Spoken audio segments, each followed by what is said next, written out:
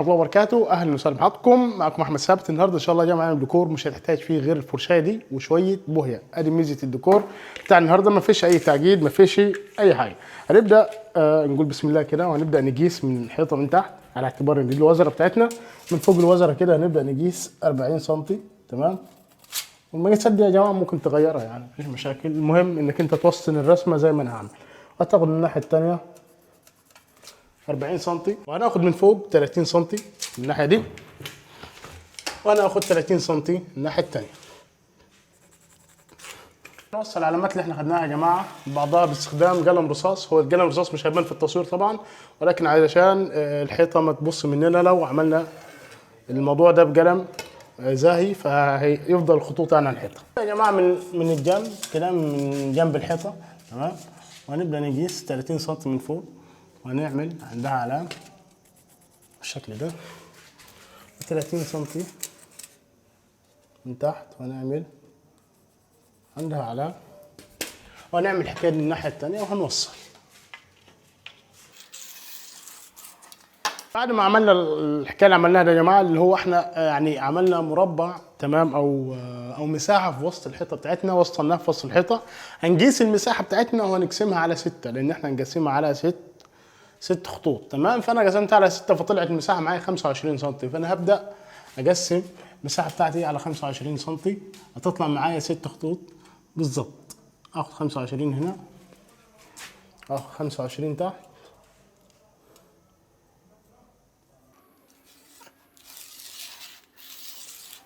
نقيس من الخط ده برضو 25 سم.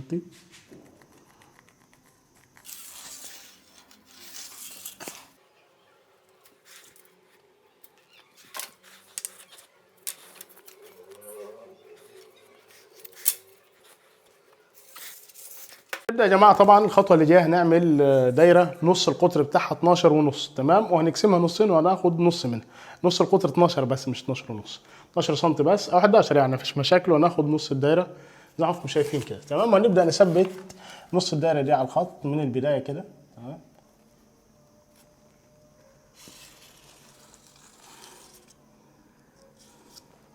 بالشكل ده.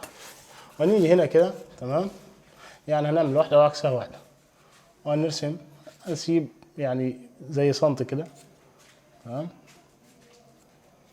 ونبدأ نرسم التانية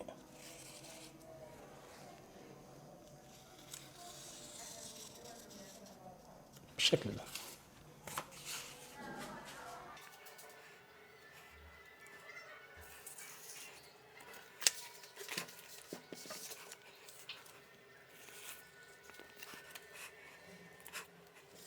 ده الناحية التانية يا جماعة، الخط التاني هنشتغل كده. تمام. عكس ده، يعني ده بدأنا كده، التاني هنبدأ عكسه كده. ثبت الاسطمبة بتاعتنا وهنرسم.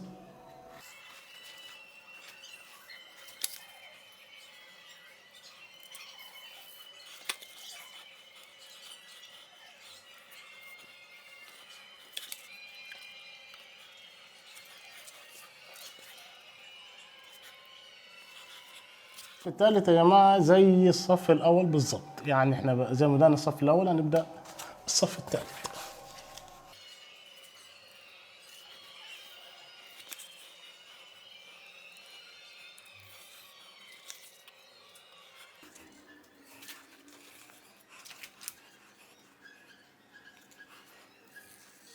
هنبدأ يا جماعة طبعا مرحلة التلوين. بعد ما خططنا هناخد في البداية كده لون أسود، لأن في أسود كتير عندنا.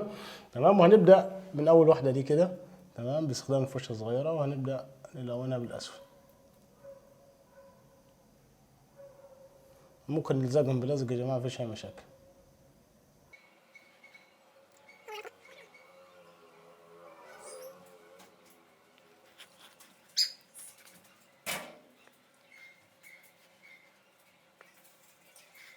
وهلون الأشكال اللي جاية الناحية اليمين كلها يا جماعة، يعني هلون دي وهلون اللي تحتها.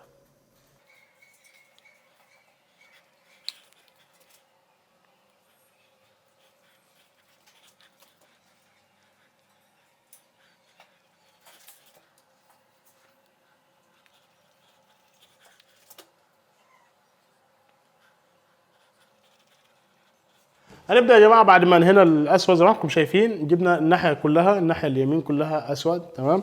هنبدا ناخد لون اصفر، والالوان دي اختياريه طبعا، انت ممكن تعمل اي الوان انت عايزها. لو عجبك الالوان اللي احنا عاملينها اعملها عادي، لو عايز تعمل الوان انت حبيبها يعني مفيش عندك اي مشاكل تمام. وهنبدا ناخد تاني واحده كده على الشمال بالشكل ده.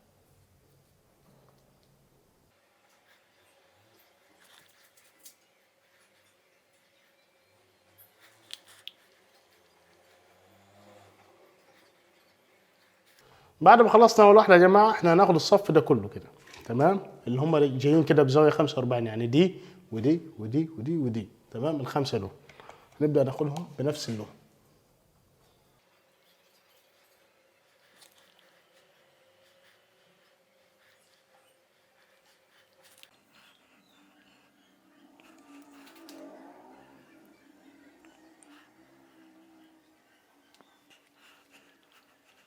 بعد ما خلصنا الاصفر يا جماعه، هنجيب الثلاثه دول، الثلاثه اللي مع نفسهم دول هنجيبهم باللون الاخضر. وليه طبعا انا ما كملتش اللي هنا، انا ماشي حسب ترتيب الالوان. يعني الاصفر هديله سنه ازرق، هيبقى اخضر عشان اللي يزيد مني ما يرمحش.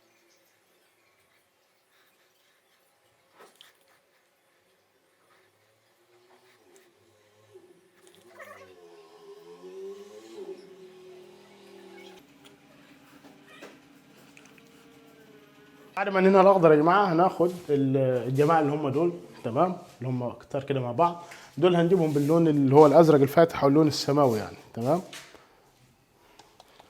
وبالمناسبه الخامه اللي انا شغال بيها دي بلاستيك ربع لامع، اللي هو يعني لا مطفي ولا لامع، ربع لامع.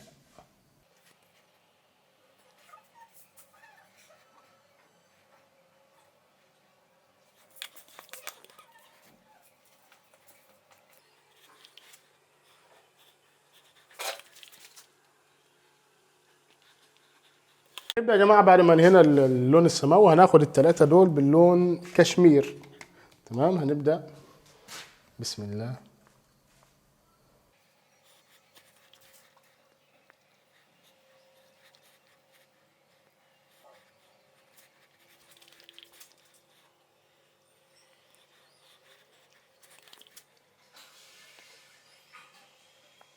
هنبدا يا جماعه طبعا اخر اتنين اللي هي دي واللي تحت كده هنلونهم باللون السمول، عشان كده كنت تقريبا عملنا غالبيه الالوان في رسمه واحده.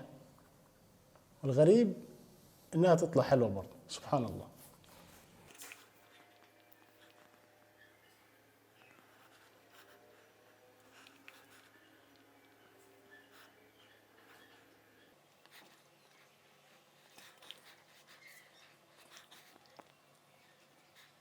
كده يا جماعه نكون وصلنا لنهايه الدرس بتاعنا. اتمنى الدرس يكون عجبكم. لو عجبكم الدرس اشتركوا من لايك شير، لو ما اشتركتوش في القناه اشتركوا في القناه وفعلوا زر الجرس.